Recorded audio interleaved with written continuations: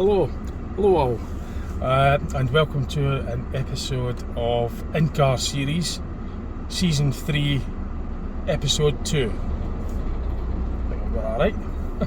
It's been a while since I've done one of them. So I'm heading through to Musselburgh today. I'm not going to record all the journey, I'm just going to give you a wee update, just how we're getting on with the channel and that.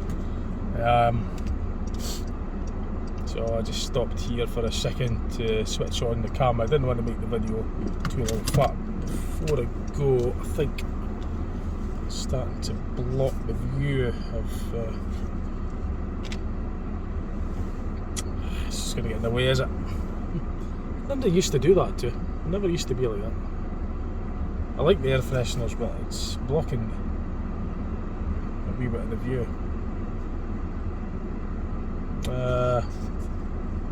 Can't have it there, it will just fall when I put it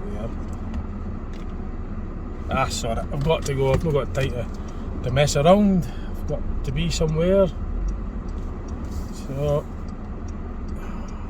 this road wasn't so busy, I was busy getting it and stop. I'll get talking to you in a minute, just getting at this bloody junction, or this lay-by rather. Suddenly all the traffic wants to start piling in as soon as you... So, obviously I can't touch the phone when I'm driving, so that's why I switched it on before I set off like it.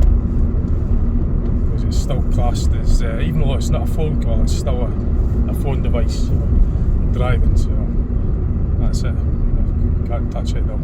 But what I could do is just give you an introduction. So, as I say, hello all, welcome to another episode of In-Car Series, Season 3, Episode 2. A bit rusty, I've not done it for a while.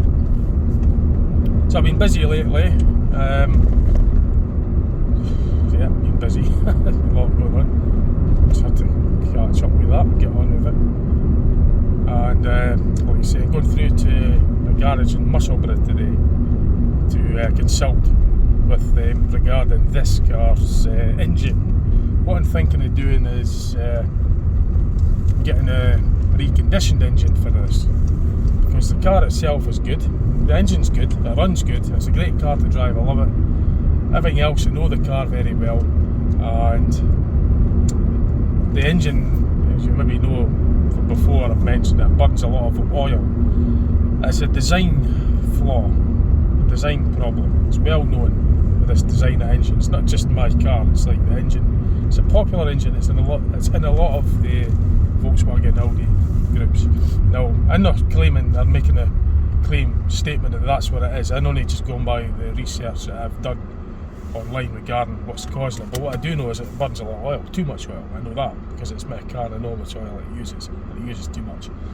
And from the research I've done, it seems to be that the oil control ring on the piston rings is a flaw. It carbons up, builds up, sludges up, and it therefore doesn't do its job properly. It doesn't control the oil off the cylinder wall when the piston goes down.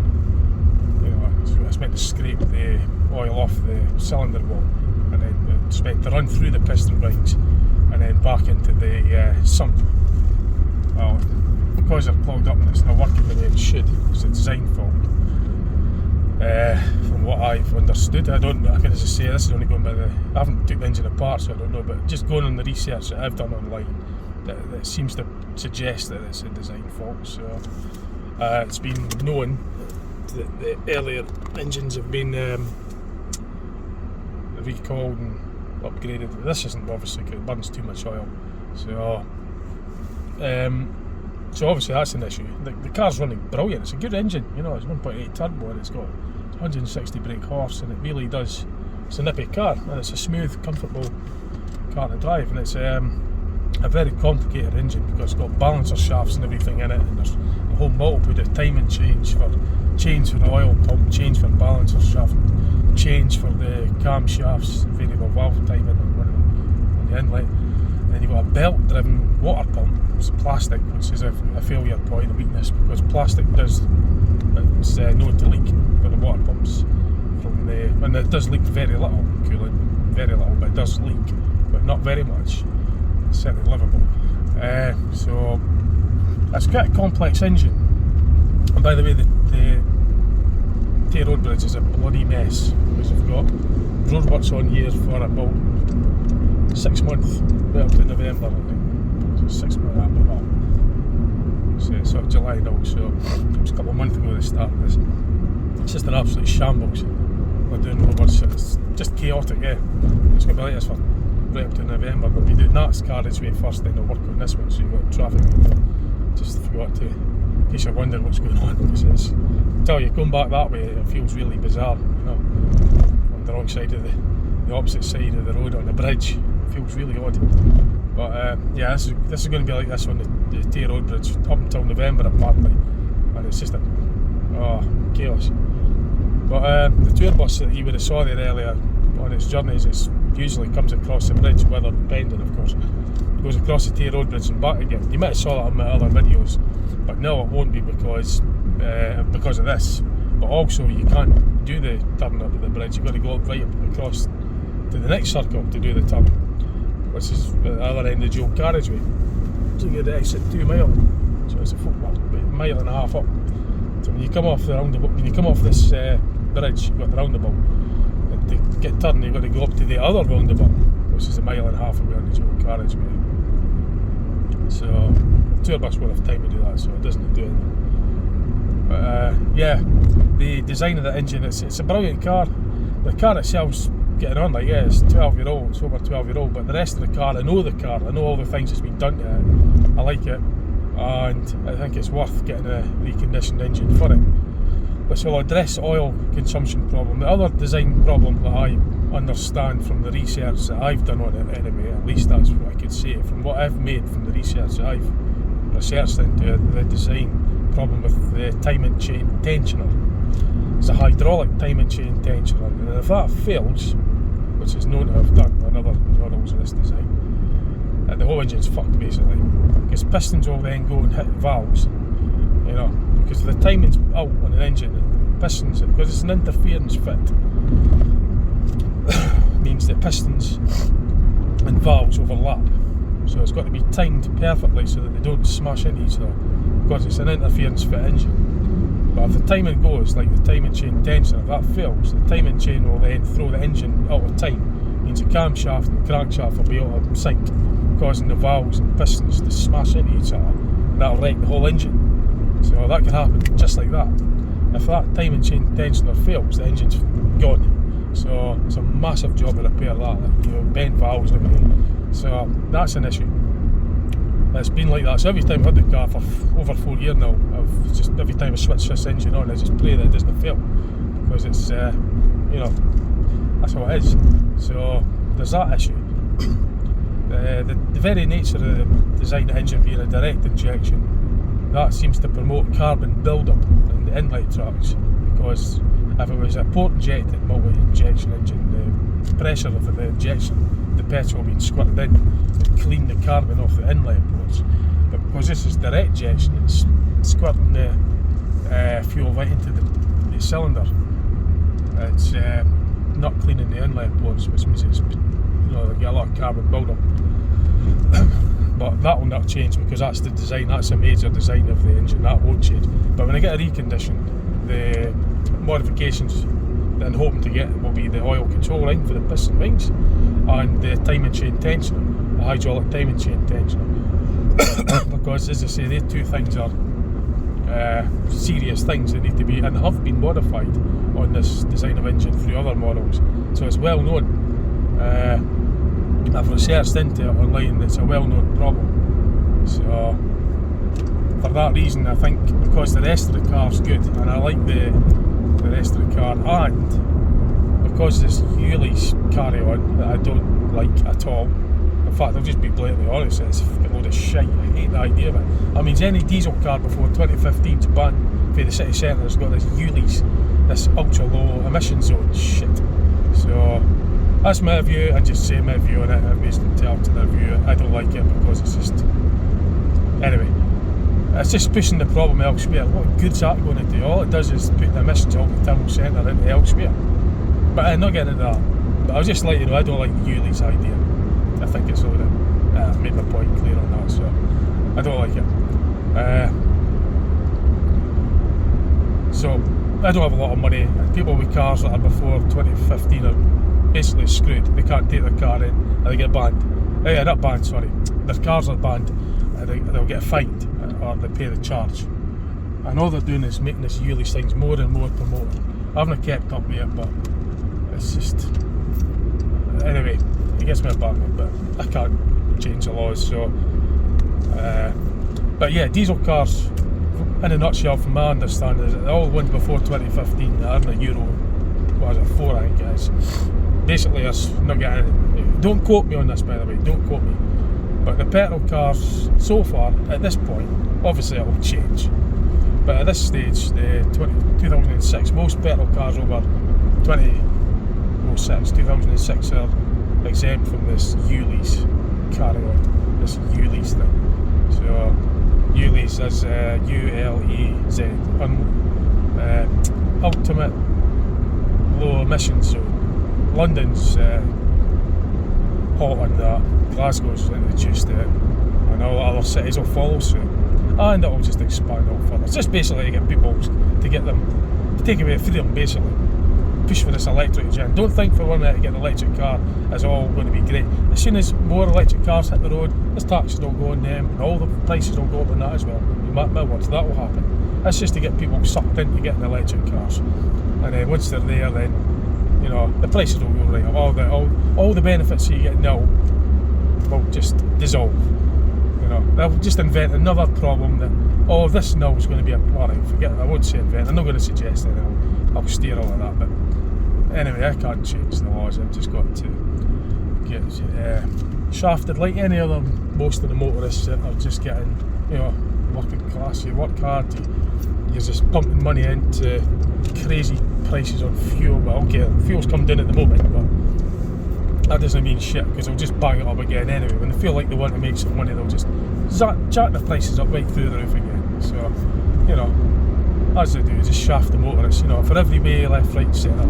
Just rip them off for parking, rip them off for Yuli's, rip them off for petrol, rip them off for repairs, rip them off for everything you think of, you know. So, anyway, never mind. Enough ranting on that. It's not going to change nothing anyway. I'm not in Parliament, and I don't believe in it anyway. I don't vote because I don't believe it will make a damn difference. I'll never vote, I never have for ages. I don't believe in it, it's a waste of time. Change this shit. All you do is you get this illusion that you're changing stuff. You're not going to change bugger all. All the stuff's been planned anyway, and it's just unfolding, and all you're doing is thinking you're getting a change in the matter that you could, you know, when you vote. You're changing shit. It's all been written out and planned. It's the same government, different face. And, you know, you believe what you like. I've got my views on it, and this is my video, I'll express my point on it. And you might not agree, but I don't believe in that we've got any say in the matter. But, well, yeah, we've got the illusion of a say in the matter. Yeah, we get the feeling that if we vote, we can make a change and all the rest of it. Yeah, sure, government's changed, but does anything else have changed? No, the agenda still goes ahead anyway. So maybe I've ranted on too much about that. I don't really want to go into that, but anyway, never mind. But and don't quote me on any of that, but just never mind. So basically, I'm going to run this car in the ground. I like it. There's no point in getting a second-hand car because you've got to then spend money on re-taxing it all. Then you've got to get to know the car again. Then you've got to get all the things that. Because when you buy something, by the way, they don't advertise what's wrong with it, they advertise everything is right with it. I'd rather they just advertise everything is wrong with it, then you know where you stand, eh? So you'll probably find a whole host of other problems, but at least with the car that you know, and I know this car well, I like it, and I think it's worth it, compared to, because all these second-hand cars now, petrol ones, the prices will just go skyrocketing. If I was to sell this car, I'd get peanuts for it, but I can guarantee it'd probably go for what I paid for it about a year ago, because you know, these Yuli's thing, everybody will want to keep their cars now. Because the diesel ones before 2015 will not be worth peanuts because they're banned from all the town centres now. Because it's not just the big cities, it'll just be everywhere. Then they'll expand it into it'll expand it into all the roads and you won't be able to drive it anywhere. So, I don't see the point. You know, I'd say getting a second-hand car, another one, It means you got to start the whole process all over again. You don't know what you're getting. It might even be this. I like the Octavias by the way, anyway. But the engine might be the same design. You know, it might not be upgraded. If I get a recon engine in this, then at least I know that the engine. You know, I'm going to consult with them. I'm going to, you know, ask them to put the upgraded piston rings for the oil control ring and the upgraded timing chain tensioner, and the engine will be, you know, as good as new, because a reconditioned engine basically means that the old engine will come out. They'll have, I don't think they'll do this, but this will get done at some point. But basically, to recondition an engine, they take the engine apart. Then they measure all the tolerances, they check to see that what can be saved. You know, if it's within tolerance, then it'll be kept. They'll probably check for all sorts of things, cracks, wear and tear, any metal fatigue. They reskim the head, the valve, the camshaft, the crankshaft, they replace all the bearings, you know, all the auxiliaries, replace seals, gaskets, all that. So they're basically machining it right down. They take it right to its bare elements, and then they check to see what's good. Whatever oversized fits they do for like reborn stuff, they'll obviously have to get all the accompanying parts to, you know, to fit. So it all fits in balance. Like, yeah, if the machine metal off a part, then obviously it's going to be tolerances will be different. So they'll have to you know, get into all the tolerance, make sure everything's within tolerance and that. It's an interesting thing. I'd love to see it actually being done. Really am interested in that. I've watched umpteen videos, I've read about it, I've seen bits in the actual, you know, I've seen all the parts in front, I've seen engine parts many times, and I've gone through various situations like for interest. And you know, I think about it, I like mechanical engineering. I wish they did go actually further and, you know, go into it and get an actual recognised qualification in it and, you know, go further with it. But to do that is a complete change of everything. You know, you have to go to university. But my age now, I'm 48, I've got 48 next week, so you know, I'm a bit late in the game to do change. And say I'm settled what I'm doing anyway. And I drive the buses. That's my hobby, the bus driver. So I'll stick with it. I've been there for 15 years. Maybe continue it indefinite. But to be a mechanic would be a good skill, you know, to be really good. It's a great thing to know. But yeah, the reconditioned engine, it's worth it. You know, I've done my sums. I have to get quotes. So they put the car in, you know, what they do is, I'm not putting it in today, like, just consult with them. It's best to go there, see the garage, see them face to face, and then they see the car and speak about it properly rather than do it over online. I don't like the online stuff. I'm not keen on the phone calls. I'd rather be there and see them, speak to them properly, and they get to see the car, I get to see the place, what it's like, how to get to it, blah blah blah. You know, actually be there, and they get to see the car. You know, it's better to do it that way, especially when it's something big like that, because it is going to cost thousands of pounds. Well, when I say thousands of pounds, hundreds, it's going to be like, well, let's put it this way. 2 years ago I did a quote on a reconditioned engine for this car. I put it through a website and it was quoted at 1850. So that's 1,850. And that's from 1,800. From. And then to get it fitted, it's something like from 650 on top of that. So it could be $2,500. But then when you think about it, I spent like on this years ago when I bought it 4 years ago, over 4 years ago. It cost us $5,000 to get this car second hand, because I always buy my cars outright. I don't go on finance. I always like to own my car, which is something, by the way, in the future that the agenda wants. Is that they want people to own nothing and be happy. So that'll become a thing in the past as well. They want everybody to own nothing and just be happy. Otherwise, work for nothing, but you know, just be a slave. That's what the future agenda is anyway. But anyway, apart from that, I don't like being in debt. I've never been in debt, and I don't ever want to be in debt. I'd rather own it outright. Which I do. All my cars I've owned many cars in the years, and I've owned them all outright, and there's no different with this. So like I said, I spent $5,000 in this 4 years ago, June 2019, just over 4 years ago. 4 years ago in 1 month, and I was 62,000 on the clock when I got it. It's a lovely car, I love it. Yeah, great. It's a big car for the, you know, the Octavias are a practical car. I don't like I'm not one for flashy. You know, I don't like showing off. I just like a car that looks. You know, I like a no-nonsense car. I like a car that's tidy, like this. It looks nice. I like a saloon-looking car. The Octavia looks like a saloon car, although it is actually a hatchback, and it's a practical car, very practical, because it's got a big boot. You know, it's a massive boot for its size of car, for the classic car. It's the class of car that it is. It's in the Class C car, which is in the same class as the Ford Focus, Golf, Vauxhall Astra, for example.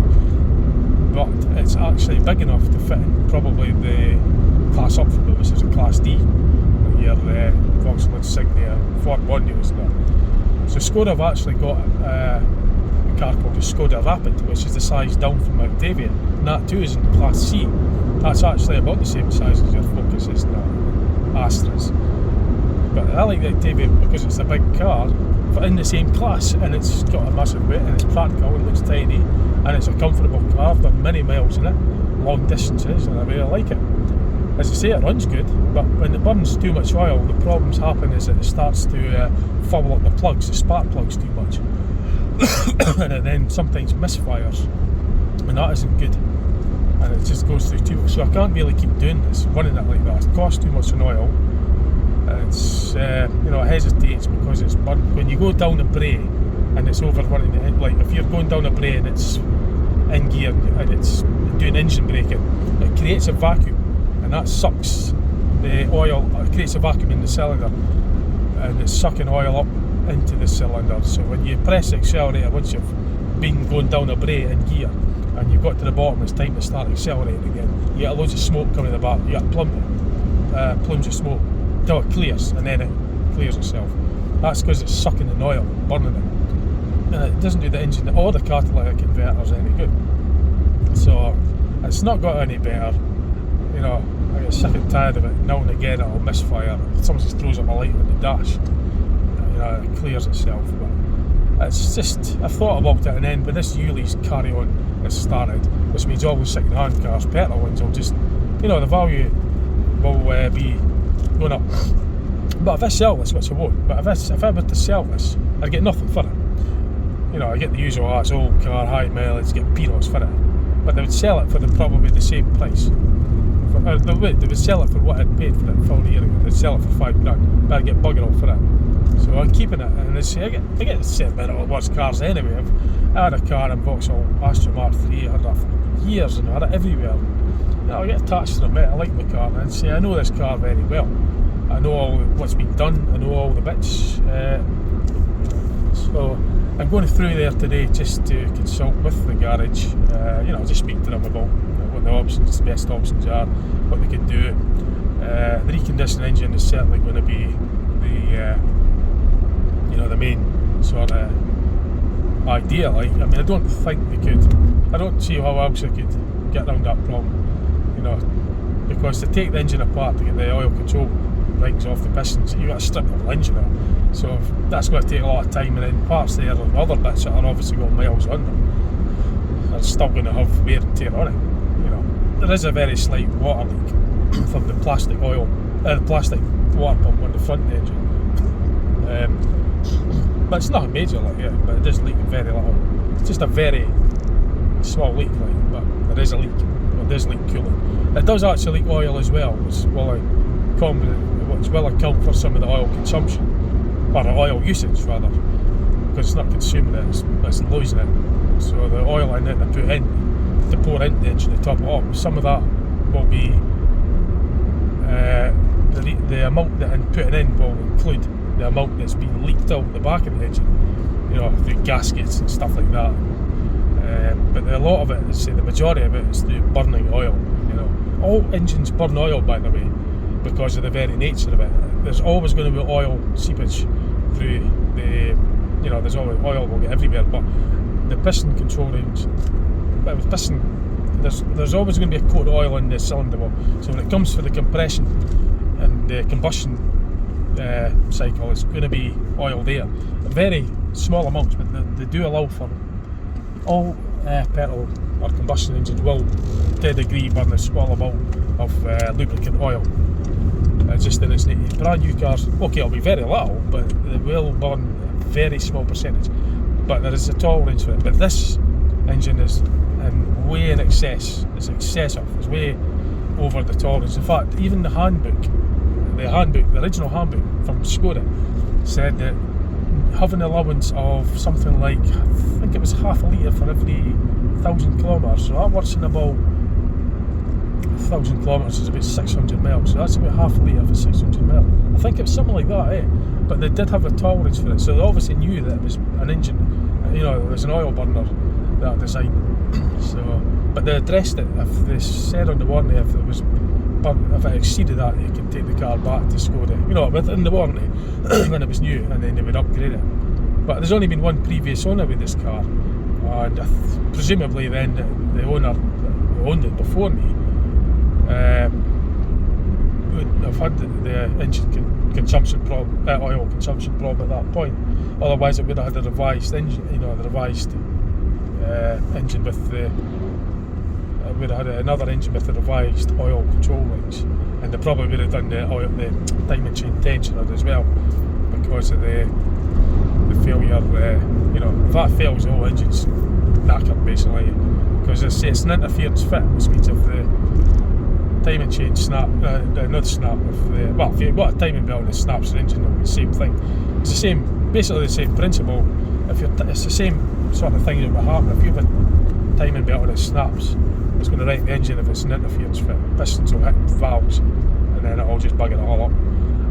But the timing chain, it's unlikely that the timing chain will snap, but it will wear out and it'll become loose. It can jump timing, off the gears.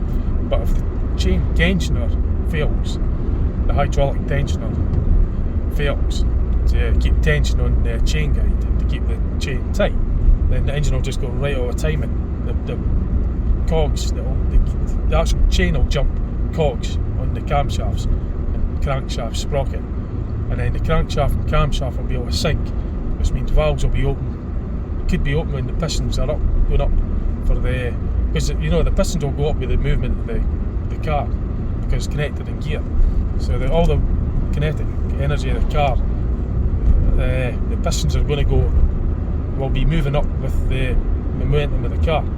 And all that force is going to smack the pistons right into the valves that could be on the open stage, because they'll be all out of sync. And if the valves are open, the pistons hit them, they're going to smack into them, and it will bend the valves, break pistons. The whole engine will just be totally wrecked. So, why is he overtaking? I mean, there's cars in front of me, there's cars in front of him, there's cars in front. What's the point? But anyway, never mind this. I can't go any faster. I'm keeping the braking distance between the car in front of me. There's cars in front of the cars in front of that as well. There's only just getting in front. But anyway, so I think it's worthwhile. I've thought about it, and if I get a reconditioned engine, then even though I'll get a few years out of the car bodywork, because there's obviously rust. It's an old car, but at least I'll get the few years out of it with a good engine. I mean, this engine's good. It's in here. It's got plenty of power. It's running fine. It's smooth. It's just that it burns too much oil. But I won't have that problem with the reconditioned engine.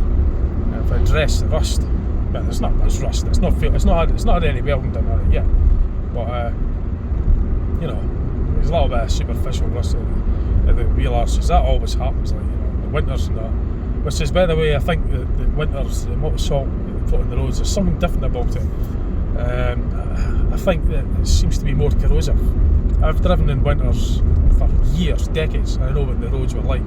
But just lately, I think there's something about this stuff. I don't know, I'm not claiming anything or saying anything, but what I will say is that what I've observed, my observations are, it seems to be more of a corrosive. I can smell the metal. There's a corrosive, like a battery acid sort of smell. My mate, he's good with chemistry. That was his strong point.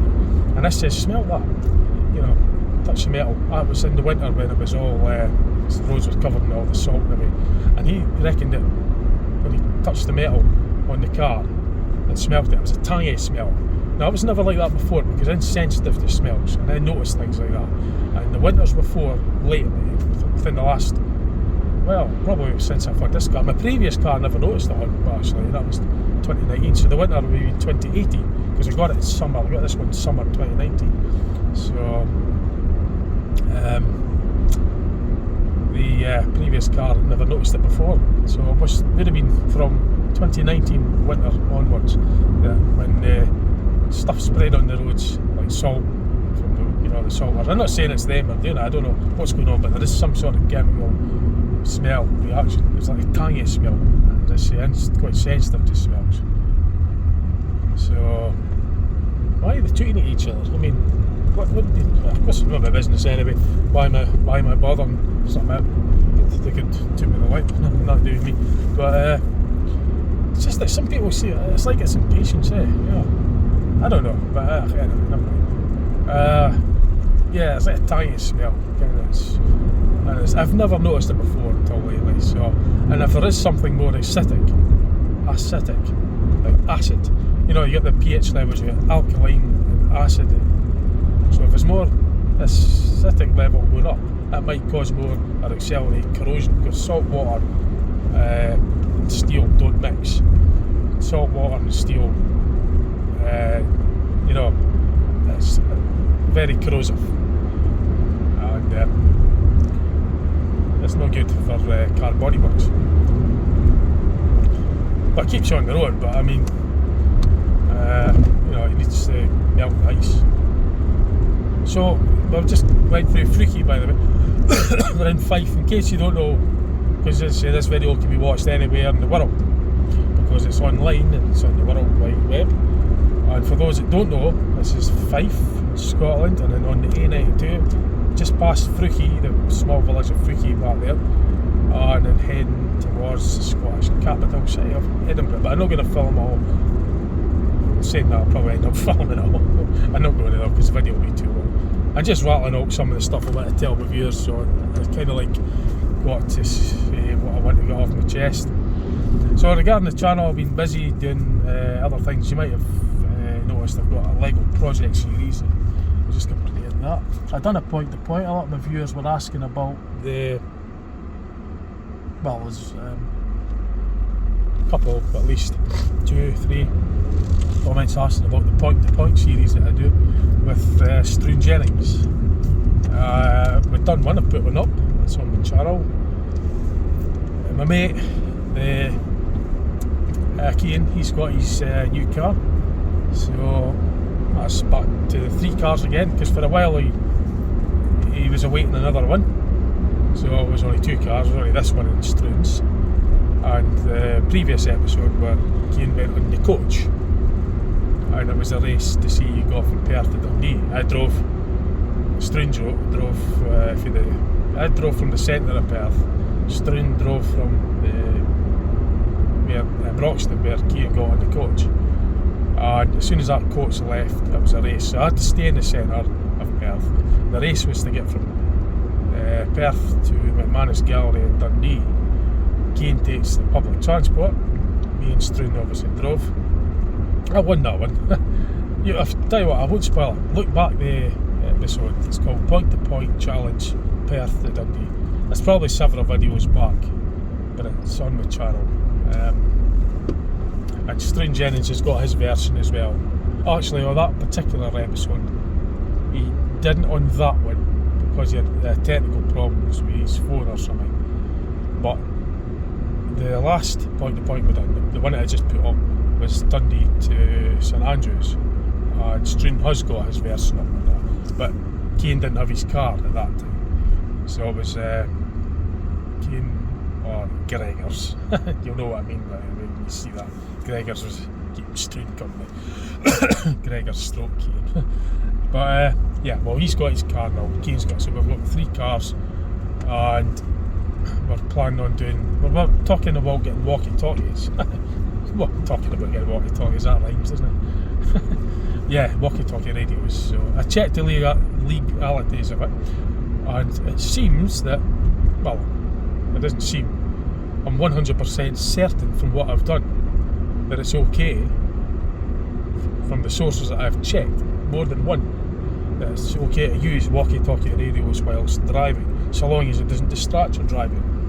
You can't use a mobile phone while you're driving unless it's hands-free.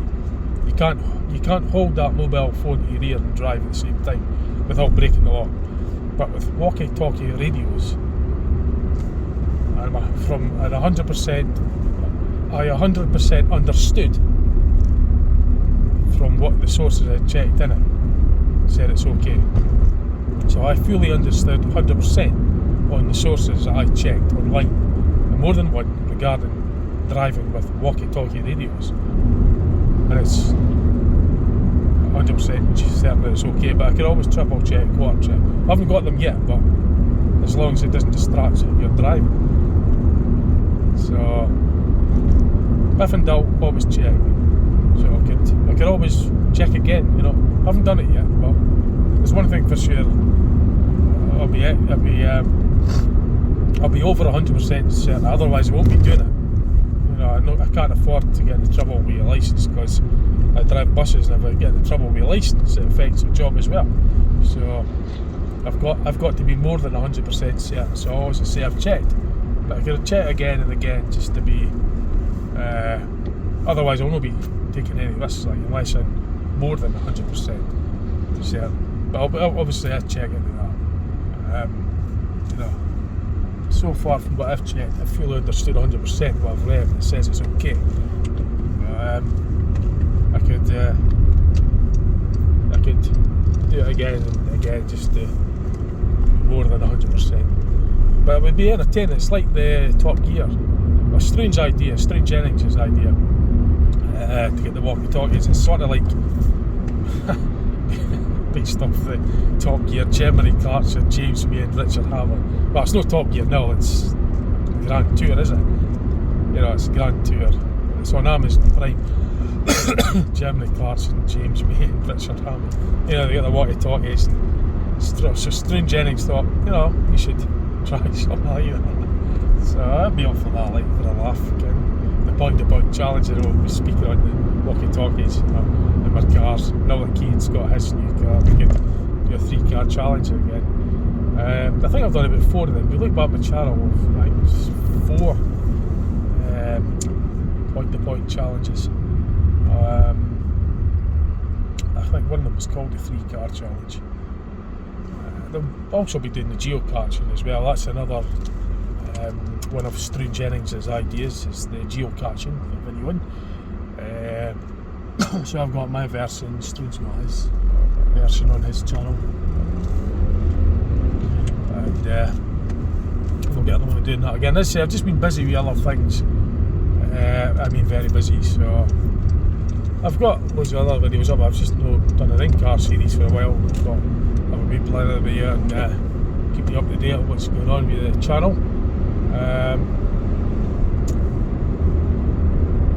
So I'll try and keep this video not too long. Yeah, originally I was going to stop at the BP garage and just end it there, but there was still other things I needed to mention, you know, mention to you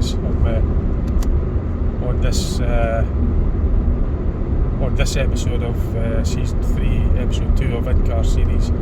There's still other things I want, so I kind of, I'll be a wee bit longer. It's not gonna. I was going to try and keep it within probably about 25 minutes, half an hour, but it's going to be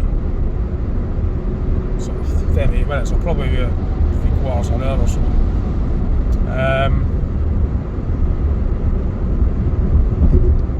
I mean, if I was to film the whole journey, it's going to be, well, I can't anyway. Well, I could, but nah, come on, it's just going to be far too long. No, I just don't think what else to.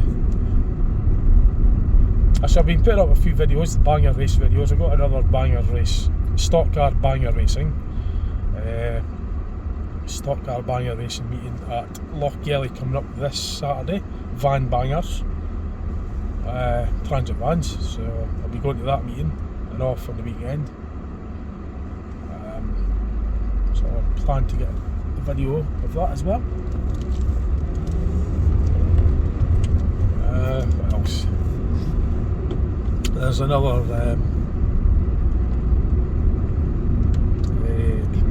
bus rally as well, Grampian. But the thing is, I've done a video on Grampian Transport Museum twice. I could probably do another one for this year as well. For like, it's, very different. I feel as though I want to put online, then I could do that. But it's a great day out regardless. Even though if a lot of vehicles are the same ones that turn up, I still love going. I like the day out on the old bus. I like going out. Just seeing the old bus at the end. It's great. That's the Grand Transport Museum up in Aberdeenshire, of Scotland.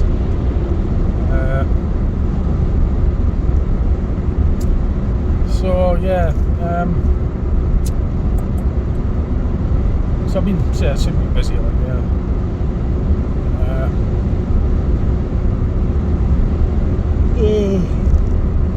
I'll go through and see the garage, see what he's saying, like, see the mechanic. I'll blather with him about the car, see what the best solution is. I think the reconditioned engine's probably going to be the way to go. Like, as I say, the price of second-hand cars, petrol ones especially, I reckon, for just now that is, they'll just skyrocket because, let's say, diesel cars before 2015, I think the majority of them won't comply with this Ulis. So everybody will want petrols. It's 2006. Well, obviously we all know that's going to change, probably sooner than later, which means they'll start making petrol cars. They'll take the gap up, obviously. So it's just a big. Anyway,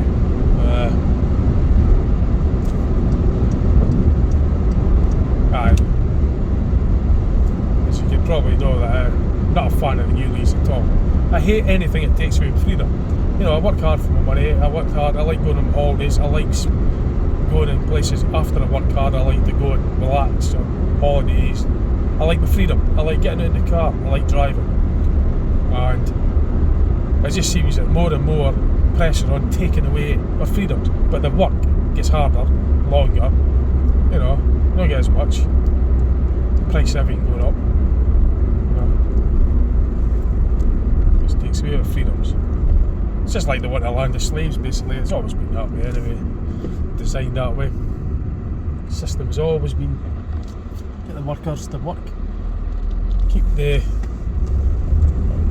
powers that be on top. Ludicrous amounts of money. People starving, I've not got 2 pennies to rub together, yet you could have so much money. And anyway, look, I won't. But the principle of it just totally sucks. It makes me sick. It really angers me. So, but anyway, what difference does it make? Nobody listens to it. It doesn't matter, does it? It's not going to change for so long.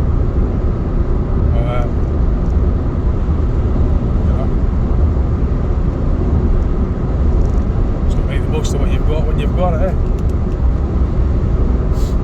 Anyway.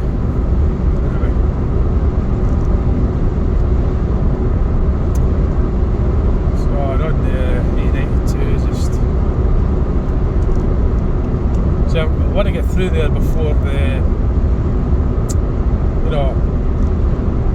well before the garage closes. It shuts at 5, but I want to get there well before that. I want to get there, it's 3, I want to get there before 4, there's no point turning up 5 minutes before the shut. And I want to get there in plenty of time, so that there's enough time to actually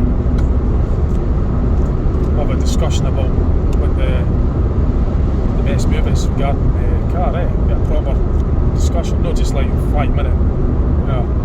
No point in turning up 5 minutes for the shot. So I couldn't leave too early because there was things I needed to do before I set off, so that's really the earliest get away, so just kind of no wasting any time, but I'm curing 2 birds with 1 cure. At the same time, I've got a wee window of opportunity to throw in this video as well, keep you up to date with the car series, so I can cure 2 birds with 1 cure. I hate the saying, by the way, kill 2 birds with 1 stone. I don't like that saying, so I just invent one. I'll just say I'll cure 2 birds with 1 cure, so I can get to where I'm going and I can do the video as well. And hopefully, if you want to see a wee bit of Fife, okay, it's boring, it's just a motorway, It's just a joke, you're not seeing much sightseeing, but if you're not from Scotland, you want to see the A82, then there it is in that bottom corner. Yeah, but you can see it there as well, not much, but it's just coming into, well, about what, a few miles for 6-7 miles north of Dunfermline. Tell you what I'll do, right, I'll keep this video as long as the Forth Bridge. I'll go over the Forth Bridge, or the Queen's Ferry Pass rather, the Queen's Ferry Road Bridge over the River Forth, and then after that I'll round the video, because it'll just be too long, yeah. So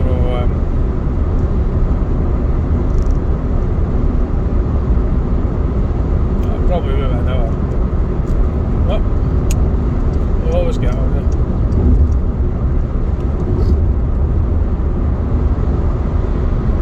You're sitting outside lane and you're right on your back knocking on your door wanting you to move in, yeah. You just know when they want you to pull in, they're just right up your,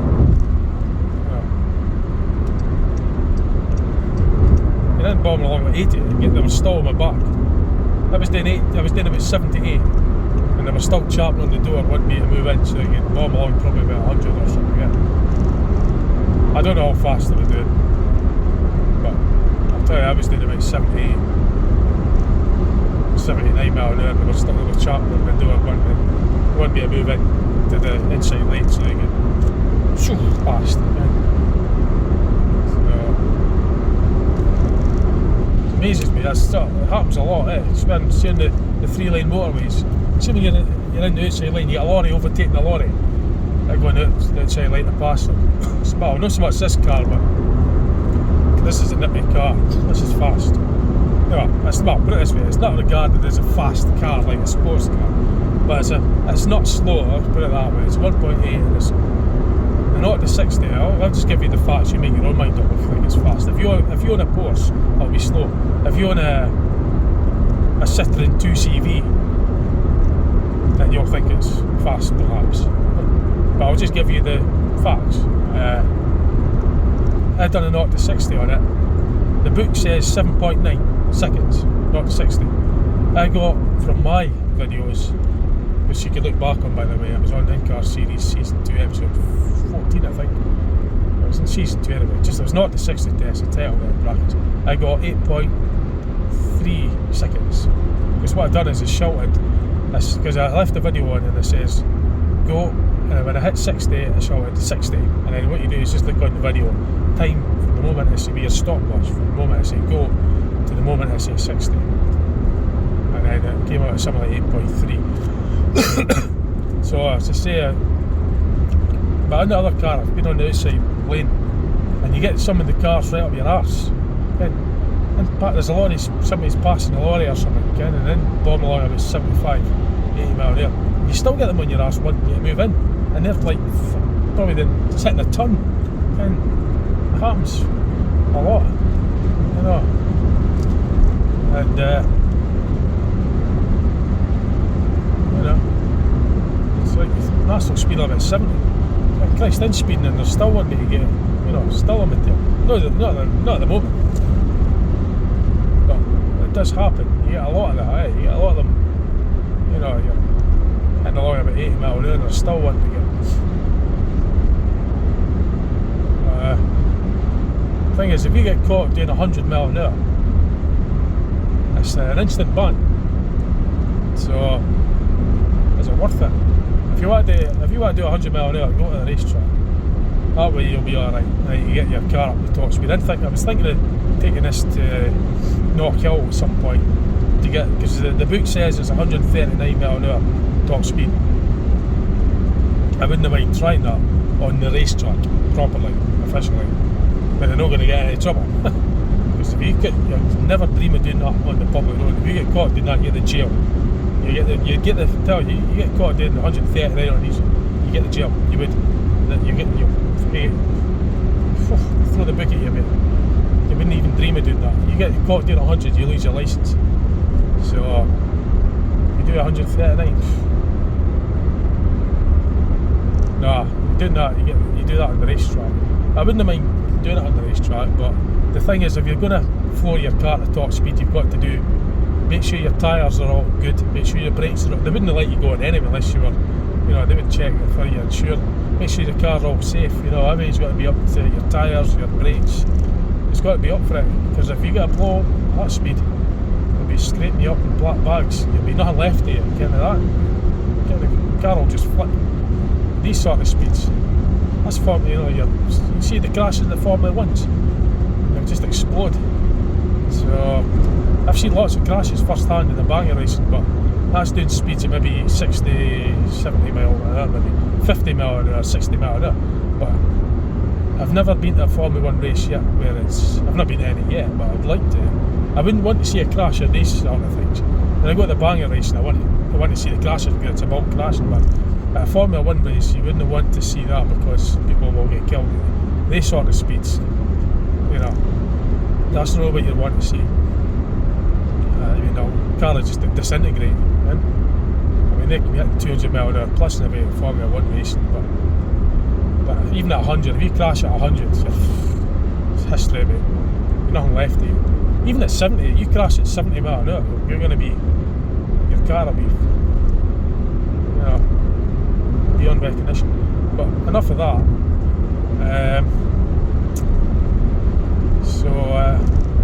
Just no far from the bridges now. We're coming on the M90. We're actually officially on the motorway. I called that the motorway back there. It isn't really. It's a dual carriageway. This is the official motorway because it's the blue signs. It's got motorway regulations. So if you're a learner driver, you wouldn't be allowed on it and stuff like that. I think there's certain CC minimum speed of 30. There's certain vehicles that are you're on motorway regulations when you're on the motorway, officially on the motorway. But a lot of people, that's something it's just called. It's easier to confuse it to, like, say, the dual carriageway. So you're on the motorway, but you're not really on the motorway. The dual carriageway is just dual carriageway. It's the same carriageway conditions, but the national speed limit is 70 for the car, whereas single carriageway is 60. But you're in a dual carriageway, you're still in the normal carriageway. You can still get things, just turning right and that. But on a motorway, there's no exits on the right. You're always exiting on exit and entrance on the left. You got your motorway regulations and so. Now, mate, he kens all about this. Like I've kept me. He's been in the buses for 39 years. 39 years. But he does the bus driver year competition. He's got all the knowledge, all the right rules and regs. I know that. I should know it all, but I should know all that. But you get top marks for it. Coming third, I think he's got the finals coming up in Blackpool for the bus driver year competition. And it's not just about the driving, but it's also theories as well, and the highway code, all that stuff. I mean, really, you should know it all anyway, but I don't think let's just say I'm a bit rusty. Yeah. I got enough to get me through the tests. I got through first time, that was it. You should really know it and revise it and keep up to date with it. But because there's things changing with the roads all the time. They brought all this, there's rules and everything changing. But being a bus driver, to get the CPC courses, if you don't know what that is, it's like a course that we've got to do 5 years. You got to do 5 courses, or 35 hours within 5 years. You've got to do that to keep your licence, your CPC licence, bus driver's licence valid. Can't remember what it stands for, but something fancy. Come on, I don't even like it. It's just a load of. That's just me. It's just, you know what I mean. You've got to do it. It's a formality, whether you like it or not. Whether you like it or not, you've got to sit in the classroom. I think they're pushing more for online, because you can do it online as well. The classroom-based ones, you're sitting in a classroom and it's just common sense, a lot of it. But the CPC courses, there's not just for bus drivers, for truck drivers, bus drivers, I think possibly forklift drivers, certain, I think maybe taxis and minibuses as well. But if you're regarded as a professional driver, as they call it, then you need to do the CPC course. This is Inverkeithel on the left, by the way. We're not far from the bridges. You've got 3 fourth bridges. You've got the Forth Rail Bridge, you've got the old Forth Road Bridge, and you've got the new Forth Road Bridge, Car Road Bridge, and you've got the new road bridge called the Queen's Ferry Pass. So I'll get the video footage of that, and then I'll probably just run the video off of that, because it'll just be way too long, you know, and the traffic and that.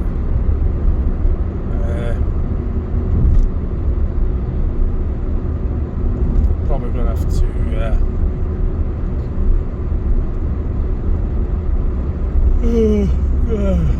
but what was I saying?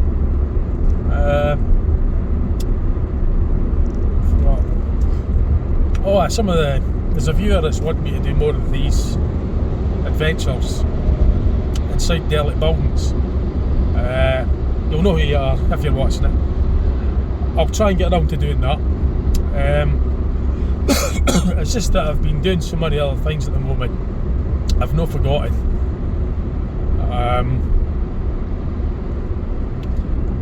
And there are places. The other guy that does the adventures, I've seen him for a while. He's been busy. I've been talking on the phone, like, yeah, but it's just getting, you know, I've got to meet up and get the time, you know, we're doing different things, working at different times and that, but we've not forgotten. We're still, it's always in my mind, we're always thinking about doing them. I mean, I've done a few myself on my own. I've done that village, the Creaky Hall Army Disused Village. I've done that on my own. That was derelict. Well, not derelict, but disused.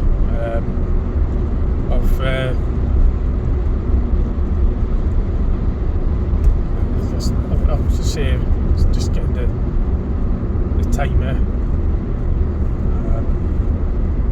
Now the thing is, I've got to get across this bridge, then I'm going to round the video off,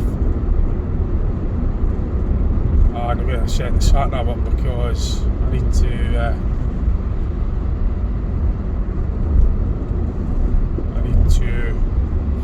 pinpoint exactly where this garage is.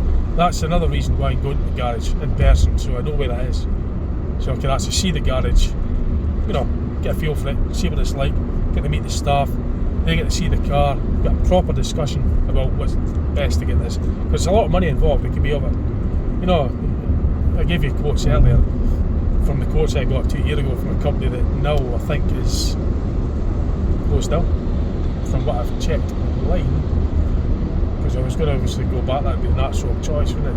I mean, I thought about it 2 years ago and I didn't go any further, I just got a quote. But now I'm thinking about actually getting a reconditioned engine. So I went and checked with the company I got the quote from, and it seems like they're closed down. It seems like they're closed down. So, and it was a bit further away as well. It was just a one-off quote, by the way. That one we done 2 years ago was just to give us an idea. And I kept it in mind since. Now I'm actually seriously thinking of getting it done now, getting a reconditioned engine. I've been searching about for places that are closer now, and this seems to be the one so far that's suitable. And so I took it to the next step. We're actually going to go and visit them. And I've got a holiday coming up in September, late August, September. I'm going down to Wales. That's by the, so I won't put it in before then, because if there's any issues it could hamper that. I don't know how long it'll take for them to do it. I'm hoping it won't take long, but I don't want to, because between now and then I've got running a lot to do. But I'd rather get the summer holiday thing done first, and then put it in, you know, in case there's any teething problems, because there's a lot of miles on this trip that I'm doing. Oh, by the way, this is the Queen's Ferry Road Bridge out across there.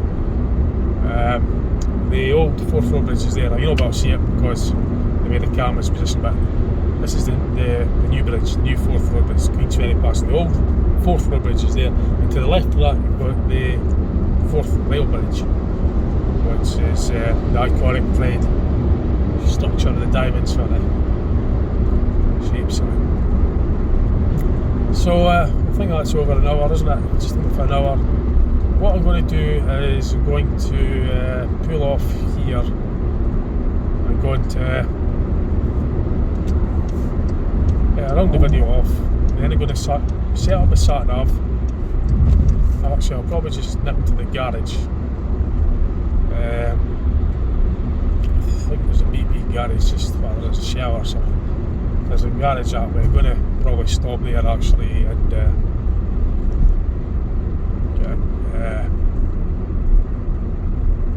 comfort, stop and round the video off there, set up my sat nav and then drive through Edinburgh's bloody traffic. It won't be much fun doing that, by the way, so this would probably be the best time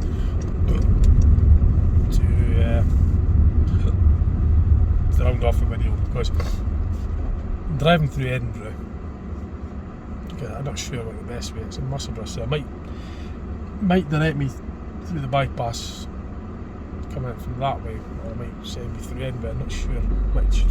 There are many ways to get to it. The garage. Oh, that was one of the autonomous buses, by the way.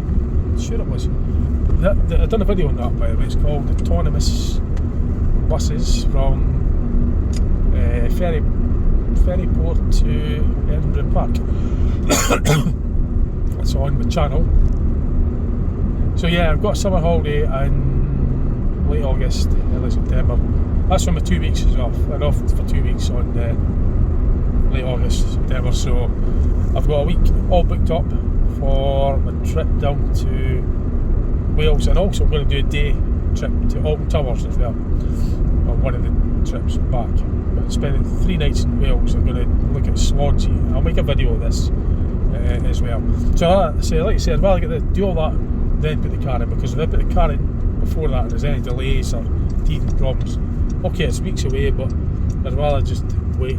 But then again, it depends on what they say. If they say they can do it in a quick time, then it's shit. Sorry, the language. I'm not actually needing petrol, I just need to go into the actual shop. I need to use the and then sort the round off the video. In fact, I'll just keep this one file, so I'm just going to leave it running because I don't want to do 2 files. It's meant to be an easy file. So that journey, by the way, was from Dundee Riverside to a BP garage on the outskirts of Edinburgh, just across the Queensferry. So it was the A92 that I drove, for those that don't know Scotland, or don't know Scotland very well. So you saw a wee bit of, it depends on, well, I'll keep it there and I'll maybe expand it. That's where the caption is for the video. So I haven't got a list or anything. I just pressed record, and I was just hoping to be able to try and update you with what I could think at the time. So I've been busy, so it's getting warm, but I don't want to open the windows because you won't hear it. Got air conditioning. It gets warm very quickly. With that air conditioner on, it was nice, perfect. So, but it's a lovely day. But in case you're wondering why I've got my hat on, that's just for camera. Hide the grey hairs, that's the camera hat. So I'm not actually hot in here. It was just somebody's mentioned on a live stream. Somebody that I know said my head must be on fire that on because it was so hot. But no, I wasn't really that hot. That's just my camera hat. But I just keep us warm in the winter as well. But anyway, God, I'm just thinking. People thinking of me. They're talking to the centre of the car. So yeah, I better tell you what better in this video. I'll be thinking and going mad or something. Just because it's speaking here. It's like it's Knight Rider kit car. Well, that is the Mandela effect, by the way, because the voice thing on the Knight Rider kit car, for me, the Mandela effect thing, it was always in the centre console. However, it's supposed to be where the speedometer is. For me, it was always in the centre console. So if you type in the Mandela effect phenomena online, like I say, anytime I mention the Mandela effect on my channel or on my videos, I always say this: if you're interested in the Mandela effect, do your own research into it and come up with your own conclusion. I'm not here to say one way or another. I'm just giving you my experience of what I've experienced regarding something that it resembles online, that's referred to as a Mandela effect, because I don't know what the heck it is or what's going on. I don't know, but I do know what I experience, and I do know that it's like that resembles what they describe, what the Mandela effect is online. So it's like that. So, but if you type in the Mandela effect, type in Knight Rider, that's the 1980s show with David Hasselhoff. His car, when he was speaking to Kit Car, that's the Trans Am. The voice thing was down there in the centre console. Apparently it's there, and there is the Mandela effect residue of that as well, because you can see him speaking that way. So it's like proof that something was that is no longer, and supposedly never existed yet. There's still evidence. That's what they refer to as the Mandela effect residue. It's like evidence of something that was supposed to have never been. So you see Michael Knight looking down, David Hasselhoff, played by David Hasselhoff, Michael Knight, that's the character, and he's looking down into the centre console, speaking, and yet the voice thing is meant to be where the speedometer's, there. It was never there, it was always down there. So that's there's loads of Mandela effects. So, anyway, I'll be on here all night talking about that. I don't want to be doing that now. So that's the episode. I've come to conclude. I've tried to update you as best as I can on my channel. So I'll switch this off, and then a whole load of things and ideas will come to me. It always happens. As soon as I turn that off, I say, I'll bet I should have mentioned that. Anyway, I hope you enjoyed that. Hope you enjoyed the journey, whatever. Hope you found it interesting, whatever. Not really much going on. Just a wee update rather. So I can't really think anything else. Right, okay. Catch you later on, right? See you later. Bye for now. Okay, cheers, bye.